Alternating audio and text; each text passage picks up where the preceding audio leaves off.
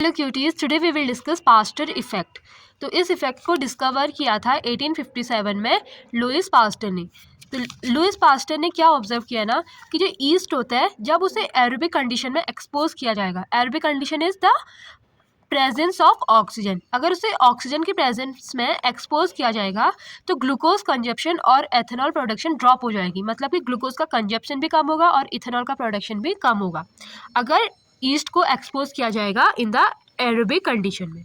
जबकि अगर उसको ईस्ट को एक्सपोज किया जाएगा in the absence of glucose, ठीक है, यानी कि अनएरोबिक कंडीशन में उसको एक्सपोज किया जाएगा तो कंजप्शन इंक्रीज होगा। ठीक है, सो लुइस पास्टर ने क्या ऑब्जर्व किया ना कि अगर ईस्ट को एक्सपोज किया जाएगा एरोबिक कंडीशन, मतलब कि ऑक्सीजन प्रेजेंट है तो ग्लूकोज का कंजप्शन यानी कि वो ग्लूकोज कम कंज्यूम करेगा, तो ग्लूकोज का कंजप्शन कम हो जाएगा और इथेनॉल प्रोडक्शन भी कम होगा, ठीक है, अगर उसको ऑक्सीजन की प्रेजेंस में एक्सपोज किया ईस्ट को एरोबिक कंडीशन में। लेकिन अगर जबकि उसको ऑक्सीजन के अब्सेंस में एक्सपोज करेंगे, अगर ऑक्सीजन अब्सेंट है यानी कि अनएरोबिक कंडीशन, तो ग्लूकोज का कंजप्शन बढ़ जाएगा और इथेनॉल भी प्रोडक्शन बढ़ जाएगा।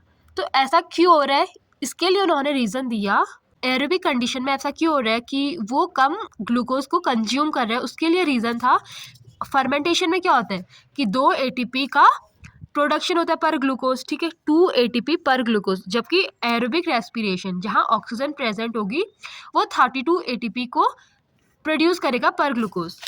व्हाट आई सेड, अगर कंडीशन एरोबिक है, एरोबिक कंडीशन में वो 32 ATP को प्रोड्यूस करेगा, कौन, ग्लूकोज। सो पर ग्लूकोज 32 ATP इज प्रोड्यूस। जबकि कंडीशन अगर एनएरोबिक है तो 2 ATP प्रोड्यूस्ड पर ग्लूकोज ड्यूरिंग फर्मेंटेशन। अब एरोबिक कंडीशन में वो खुद एक ग्लूकोज मॉलिक्यूल 32 ATP को सिंथेसिस कर रहा है, प्रोड्यूस कर रहा है, तो उसको ज़्यादा ग्लूकोज को कंज्यूम करने की कोई ज़रूरत ही नहीं है, तो वो क्यों ग्लूकोज को कंज्यूम करेगा। तो इसलिए क्योंकि वो 32 ATP प्रोड्यूस कर रहा है पर ग्लूकोज, तो वो ग्लूकोज कंज्यूम नहीं करता है एरोबिक कंडीशन में ज़्यादा ईस्ट। जबकि अनएरोबिक कंडीशन में सिर्फ 2 ATP ही प्रोड्यूस होते हैं पर ग्लूकोज, उसको ज़रूरत है 32 ATP बनाने की, तो इसलिए वो ज़्यादा ग्लूकोज को कंज्यूम करेगा ईस्ट इन अनएरोबिक कंडीशन। इसलिए अनएरोबिक कंडीशन में जो ग्लूकोज का कंज्यूम है वो ज़्यादा होता है और जिससे एथेनॉल प्रोडक्शन भी ज़्यादा होता है during fermentation. So hence for generation of same amount of ATP to perform essential metabolic activity, more consumption of glucose is needed in anaerobic condition. इसलिए अनएरोबिक कंडीशन में ईस्ट को ज़्यादा ग्लूकोज कंजप्शन की ज़रूरत पड़ती है क्योंकि उसको भी 32 ATP जितना ही ATP सिंथेसिस करना है। So yeast consumes more glucose when growing anaerobically than aerobically. So इसी को पास्टर इफेक्ट कहा जाता है कि ईस्ट ज़्यादा कंज्यूम करता है ग्लूकोज का जब वो अनएरोबिकली ग्रो करता है, यानी कि in absence of oxygen than aerobically. Thank you for watching.